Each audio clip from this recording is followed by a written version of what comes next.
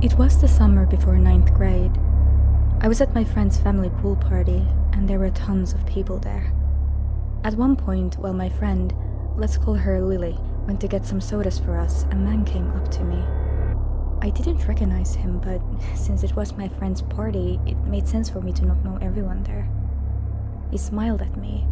He looked as though he hadn't shaved in days, and his eyes never looked quite directly at me. I stepped backwards, feeling uncomfortable. "Hello," he said. Hi, I replied. "What's your name?" he asked. I supposed that a first name wouldn't hurt, seeing as we were surrounded by tons of people in my friend's backyard. I'm Carly, I said. What's yours? "Rick," he replied smoothly. "Are you having fun with Lily?" Some of my discomfort eased. "I'm her parents' friend," he continued, stepping closer to my face.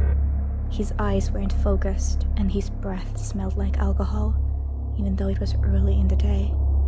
I grew even more uncomfortable and stepped away, waving goodbye awkwardly. When I turned around, he was gone. I told Lily about this, and she mentioned it to her parents. Her parents said that they didn't know Rick, which kind of freaked me out.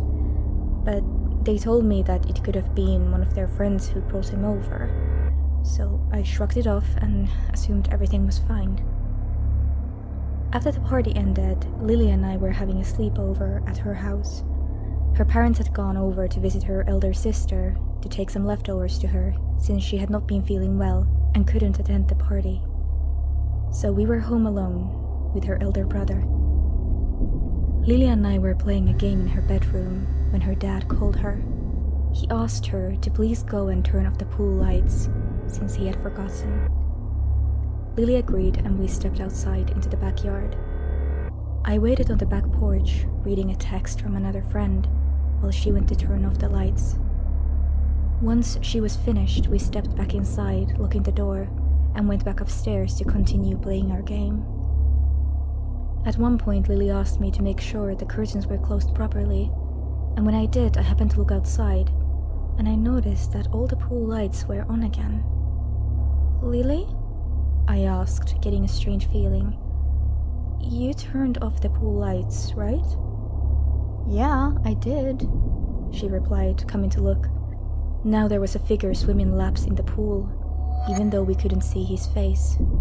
It's probably just Cody," Lily replied, speaking of her brother. "Come on, let's go scare him."